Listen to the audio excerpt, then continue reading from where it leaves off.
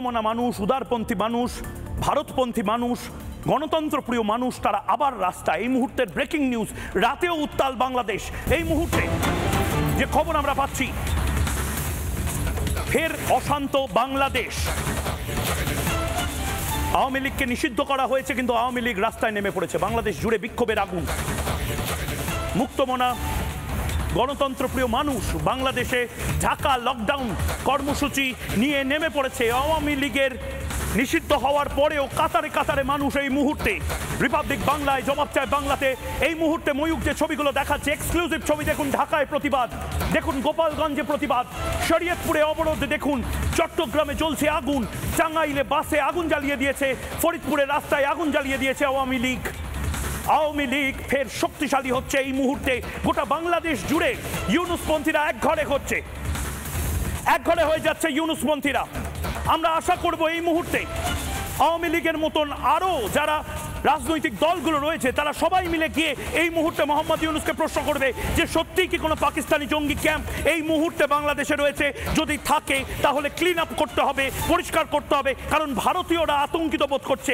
ভারতীয়রা এভাবে বাঁচতে পারবে না যদি পাশেই বাংলাদেশে এভাবে পাকিস্তানি জঙ্গি গোষ্ঠীরা থাকে আর আমরা তাদেরকে ভালোভাবে রেখে দিই। গোটা বাংলাদেশ এই মুহূর্তে আগুনে চলছে, কিন্তু এই আগুন থেকেই বিশুদ্ধ হবে আগামীর বাংলাদেশ। লক্ষ্য রাখবো আমি সেই দিকে।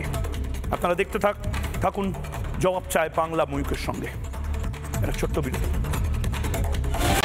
নানা ধরনের কন্টেন্ট দেখার জন্য লাইক করুন, শেয়ার করুন আমাদের ফেসবুক পেজ, সাবস্ক্রাইব করুন আমাদের ইউটিউব চ্যানেল। পাশাপাশি অন্যান্য ব্রেকিং নিউজের জন্য অবশ্যই চোখ রাখুন রিপাবলিক বাংলায়।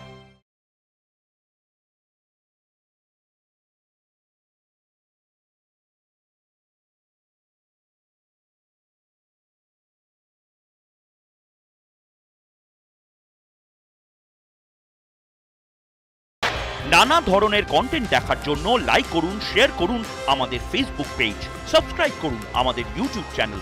পাশাপাশি অন্যান্য ব্রেকিং নিউজের জন্য অবশ্যই চোখ রাখুন রিপাবলিক বাংলায়।